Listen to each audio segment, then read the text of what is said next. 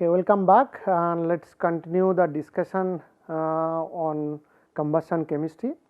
So, we are looking at the different aspect of kinetic mechanism, elementary reactions and the impact of the free radicals when they are present in the system. So, and then we have looked at a particular example of hydrogen oxygen reaction. So, now we will look at some more example like carbon monoxide oxidation and CO oxidation. So, this is another important reaction, that CO oxidation, because any hydrocarbon fuel that we burn, for example CXHY, any hydrocarbon of this series whatever we burn. So, intermediate radical, one of the important radical is the CO radical, and a CO, if it is completely burnt or oxidized, it will give you a CO2. It does not, then it will remain as a CO, and which is one of the major concern of your emission. Now, also a very simplistic point of view, can you have two steps this can happen for a hydrocarbon fuel. One is the breakdown of fuel to CO, that means where CXHY form CO, then as I said CO forms CO2. If the combustion is complete and there is nothing excess and everything goes smoothly as per expectation, then you will get as a end product CO2. Though CO2 also has problem in environmental issues, but CO is much more problematic. So, another issue what is kind of challenging is CO oxidation is extremely slow in the absence of small amounts of H2O and H2. So, now if H2 is the primary hydrogen containing species, one can describe the CO oxidation by this set of mechanisms.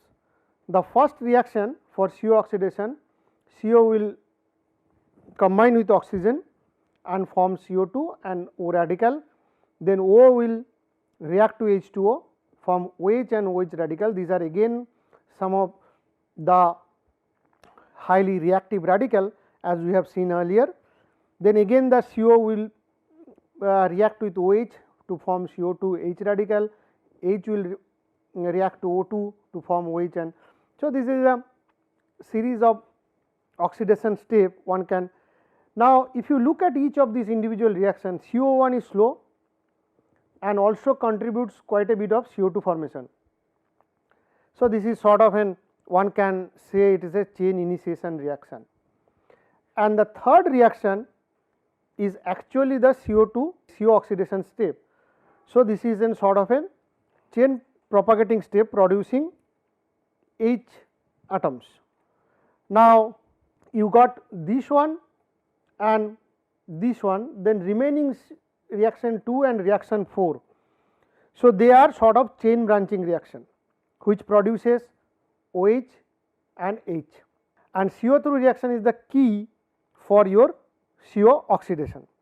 Now, if hydrogen is present, then some of these steps are also involved.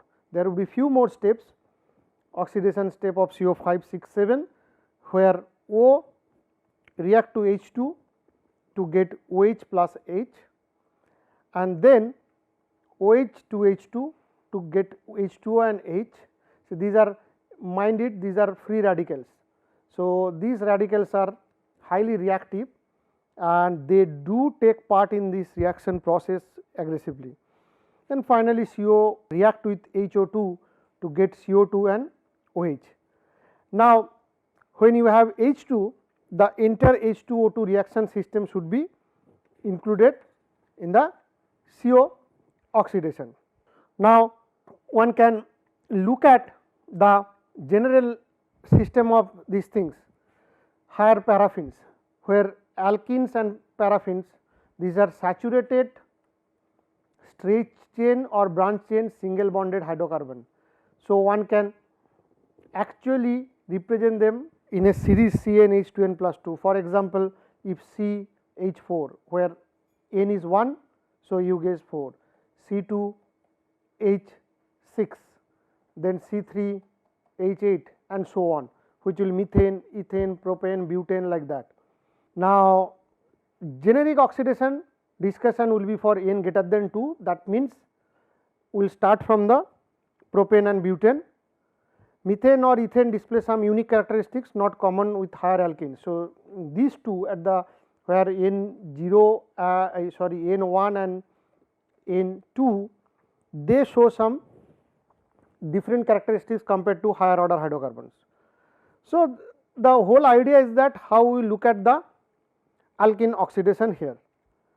Now, there are three sequential process here. First, fuel is attacked by O and H, and then when that happens, it breaks down to H2 and olefin. So, which is a double bonded state hydrocarbon, and then H2 oxidized to H2O. So, that is step number 1, where you first react the fuel with O or and H. Then next step, all these unsaturated olefins form CO and H2. Almost all H2 converts to water by that time. So, that happens at the second step, and the third step, CO bonds to CO2, releasing almost all the heat associated with the combustion. So, this is the step which is quite important and happens at the third step, where CO actually. So, now we can look at these three things with an example. For example, as we said, N has to be greater than 2. So, the simple one can take is the propane, which is C3H8. Now, with the propane, first step, the CC bond is broken into original fuel molecule. So, this is C3H8 and this would be broken into C2H5, CH3 and M. So, that is your step number 1, where fuel is sort of attacked. And why that is possible? That because this CC bond is weaker than an HC bond. Second step, two resulting hydrocarbon radicals break down further to olefin, H atom abstraction. So, this is called atom abstraction. So, here one is the C2H5, C2H5 react to M, form C2H4 HM, and CH3, which will also react to M. So, these are the two important steps which happens or takes place at step number 2, which is obtained from the breaking of the fuel bond. Then step 3, whatever you get the H atoms or H radicals at step 2, they will start a radical pool. So, H will now start with O2, form O and OH. That means, now you start getting more and more reactive radical in the system. Initially, when these bonds are broken, you get H. Now, H will start reacting to O2, which is as a part of your oxidizer. It starts forming more and more reactive radicals like O, OH and so on. Now, when you start having more and more radical pool, so the fuel molecule intensifies. So, C3H8 again react with OH, starts forming these, it reacts with H, form these. So, these are the multiple steps that go on having a reaction with the fuel. Then step 5, what you get is, now the hydrocarbon radicals decay to olefin and H atoms via H atom abstraction. So, this is C3H7, which will get you C3H6, H and M. So, this process obeys the one of the common rule is the beta scission rule, which states that CC or CH bond broken will be the one that is one place removed from the radical site, which is C3H7 when it reacts to M. So, C3H6, H and M, or it can form C2H4, CH3 and M. So, these CC and CH bonds are broken and one get to form this, basically these broken bonds to form the olefin.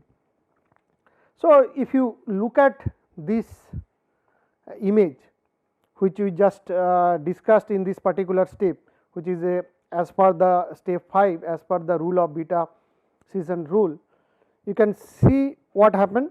This is the isopropylene radical, this is N propylene radical, this is the C3H bond.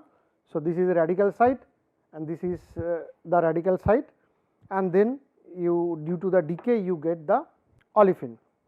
Now, thereafter you go to step 6, where the olefins are now getting oxidized and then produces some other radicals like HCO or formaldehyde like H2CO. So, these are the radicals now formed when these olefins are reacted to the O radicals. Now, C3H6 which will react to O will form C2H5 HCO or C3H6O C2H4 H2CO. So, these are the component now which are produced due to the oxidation of the olefin. Now, this radical CH3, that is a methyl radical, or formaldehyde H2CO or methylene CH2, they oxidize at step 7. So, these radicals actually do not stay longer and they get oxidized later on, and then finally carbon monoxide oxidize following the CO mechanism as we discussed earlier. So, that is what you get the CO2, and if you put them in a figure, you can see what is the hierarchy of this reaction mechanism describing the alkane combustion. So, this is your fuel, higher order hydrocarbon CnH2n plus 2, that is first oxidized, then you get CH4 and C2H6, that means it breaks down to the lower order hydrocarbon and you get more like olefins, and then olefins actually produces these other radicals and those radicals oxidize, and then finally you get CO oxidation, and at the core you get H2 oxidation. So, essentially if you go in a loop, this is how it actually goes on in a stepwise fashion that we have already discussed. So, first one happens first. So, this is where step 1 to step 8, this goes in this way. So, what happens first and then what, like this. Now, when you come down to the global mechanism, all these features that you get to see when you are looking at the detailed mechanism, that means which has all intermediate species and radicals which are formed through the elementary reaction, but global models do not capture all the features of hydrocarbon combustion. They are quite useful for simple engineering problem, and as long as you can use them with their limitation. For example, if you look at CHHY as a single step expression, where this much is burning, this is your reaction rate, it will form CO2H2, and the rate you can define as this expression through the Arrhenius expression.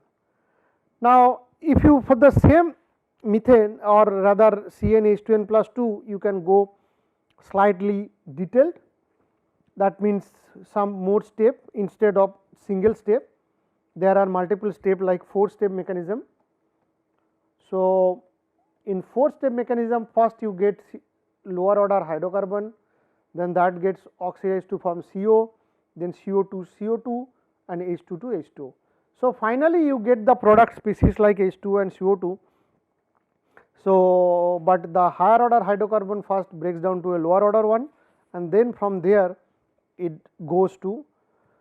So, even if you take an example of a methane oxidation, how it goes in a different ways.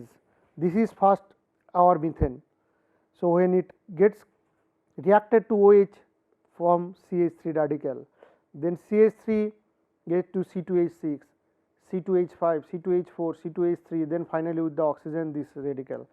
Or another path, you can get CH3 and CH3O, or this side you can get CH3OH, which you can form that, and you finally get to CH2O, where again it will form HCO and then HCO to CO and finally CO2. So, there is a big chain, this is called the chain of the reaction kinetics, and this is a core research topic people who are working in the kinetics area, where they form. Actually, as an engineer, you would be interested to look at the kinetics only. So, because you need the mechanism, so that you can actually handle or analyze your combustion process, but this itself, the kinetics itself, is an area of research where people look at and they develop different kinetics and try to give you I mean, that is why for even a simple methane mechanism, if one look at it, there are single step mechanism, 2 step mechanism, 4 step mechanism, 9 step, and there are multiple step mechanisms, and every kinetics has its own limitation, but there has its own advantage and disadvantage. So, more and more detailed mechanism you include, you can actually predict the minor species, intermediate radicals. So, these are the issues. Now, moving ahead, one more thing that we would like to look at is the nitrogen oxide kinetics. This is another important issue. The reason why, because most of the combustion process, as we have seen, they as the source of your pollution. Pollution means CO, NO, these sort of gases, but NO does not form so easily. It is not that like in any normal combustion process you get to see NO, but to get an NO you need to have certain level of the process, the issues. But if you look at the NO formation, but this is no matter whatever it is, it has the presence of this NO has a I mean serious health hazard or environmental concern. Now, what happens when NO2 oxidizes with the O2, it forms NO and also the ozone gases.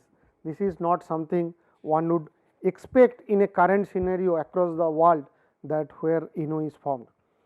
Now, presence of certain hydrocarbons like unburned hydrocarbons from combustion, methane, so slowly unbalance the previous reaction. What NO does? It has a serious impact, like it contributes to the destruction of the ozone in stratosphere. Secondly, it contributes to the production of ground level ozone. Also, it is involved in smog and haze and all these things. So, this has a serious concern. Now, as we see this NO forms, it is a part of your pollutant gas, that NOx forms from the combustion, but there are a different mechanism of the NOx formation. It is not like that sort, as I mentioned earlier, that you cannot have NOx form when you are burning candle, it may not be forming any NOx, but it will obviously form some CO2 CO. So, NOx formation has certain regime, like there could be 3 different kind of NOx or 4 different kind of NOx. One is the thermal NOx, which is oxidation of the nitrogen in the post flame zone. That means, when you have this flame or reaction zone, it is in the post flame zone where thermal NOx is formed. That means, it is highly dependent on the temperature. Then there is a prompt NOx. This is a formation of NO in the flame zone. So, that forms within the flame. Then you can have also N2O, which is formed due to intermediate mechanism, and finally, if your fuel contains some NO, that will also can lead to some of this conversion. So, as I mentioned, this is an important thing. The importance of these 3 is dependent on the operating conditions of and the fuel. So, depending on your operating condition, which kind of NO formation would be there or there would be no NO formation, it is highly dependent on the condition and the fuel. But as I mentioned, most of the devices you get to see the thermal NO, that is the main source.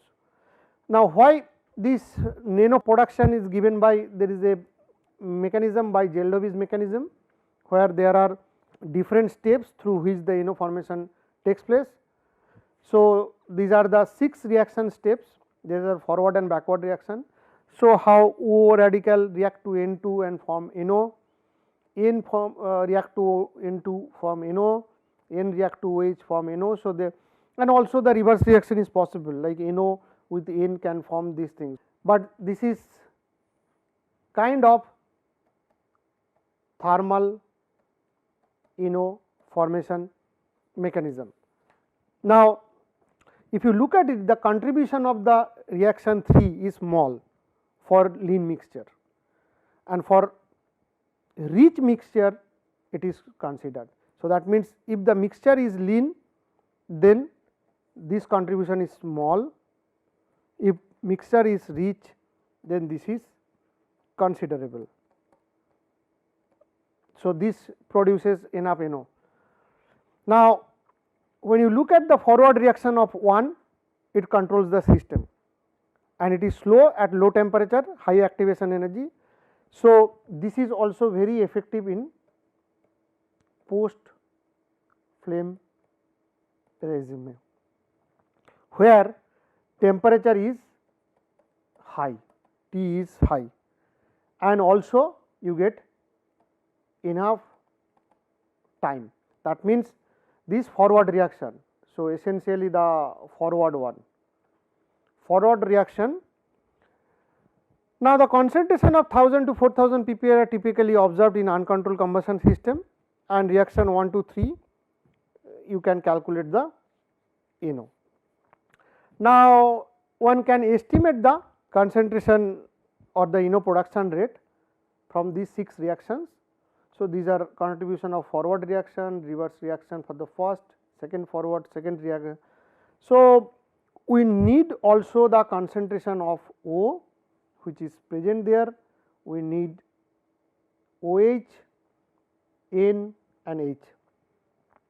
So, now when you go to detail kinetic mechanisms and the fuel used, you can calculate from those things, but otherwise one may actually very crudely approximate them and to be assumed that in chemical equilibrium, and then you can calculate these things if you assume that is in chemical equilibrium. Now, a moderately high temperature NO does not stay at thermodynamic equilibrium. So, this is one important observation. If you have moderately high temperature, then N atom or that does not stay at thermodynamic equilibrium. That means, even to evaluate that, if you use this chemical equilibrium assumption, so that may not be appropriate depending on your again operating condition. So, in that case, a better approximation could be assumed N to be at steady state. Now, if that is the situation, then you can write that dN by dt, the production rate. So, this is coming from your forward reaction, and this is what we have get from these 3 reactions, where now you are writing for N, then this is forward, reverse, second reverse, forward, second reverse, third forward, third reverse, and to be in steady state this is equal to 0. And then if you do the algebra from here, which will be bit involved, you can find out the N at steady state, and which will involve all the different species concentration and reaction rate coefficients and everything. So, then you can find out at the steady state what would be there. Now, the reaction rate constants, which are, because this is an well established mechanism. So, these are available readily in literature, and one can actually look at that. The forward reaction rate coefficients, these are all in SI unit.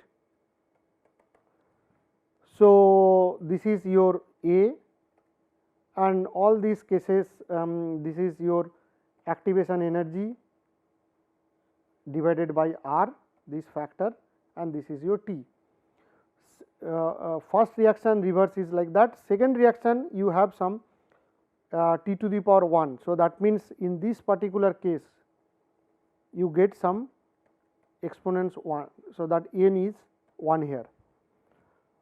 So, the second forward and reverse reactions contain some temperature dependence parameter, and these are the as usual A by R, T, and these are the. So, this you can find out any standard literature if you look at it.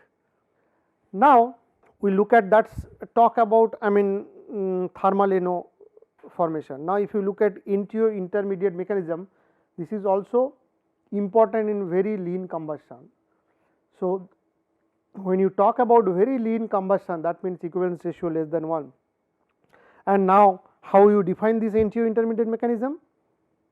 You have N2 reacting with O and other third molecule, it will form N2O, then N2 will react to H to form NO, finally NO.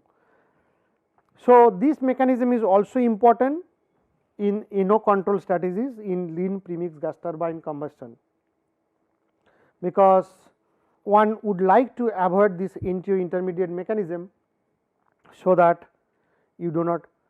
Now, it is well known or shown that the some NO is rapidly produced in flame zone. Obviously, because if it is a thermal NO, then it would be formed in the post flame zone, but before they would come to NO by thermal mechanism. So, this is known as Fenimore mechanism. So, general scheme for that, in that case hydrocarbon radicals is CH reacting with N2O and form HCN, and C form CN and all these things. Now, that is what you get, and then the conversion of hydrogen cyanide HCN to form NO is as follows. So, that means if you form this, and then you can, from now hydrogen cyanide will react to oxygen to form NCO. Now, NCO will form to NH and CO, and then finally you get NO, and this happens where you are in the zone where intermediate radicals are formed. Now, if your equivalence ratio is higher than 1.2, then the chemistry becomes more complex and it couples with the thermal mechanism. So, that means what happens? So, there are different situations where one is the, if we just to complete this NO business, this is where one could be thermal NOx, which is actually in the active in the post flame zone, and that because the temperature is quite high. Then in the flame zone you can have prompt NO, and that also depends what kind of operating condition is this. I mean, no matter what it is, all these things depend on the operating condition, and then depending on the fuel or in NTO intermediate mechanism, there could be some NO formation. So, that is why in regular daily combustion system you may not see NO, but in the large scale applications you do see NO. So, this is what we talk about different kinetics and then the mechanisms and how they impact the reacting system. So, that is all about the combustion chemistry that we want to discuss. So, we will stop here today and continue the discussion in the next lecture.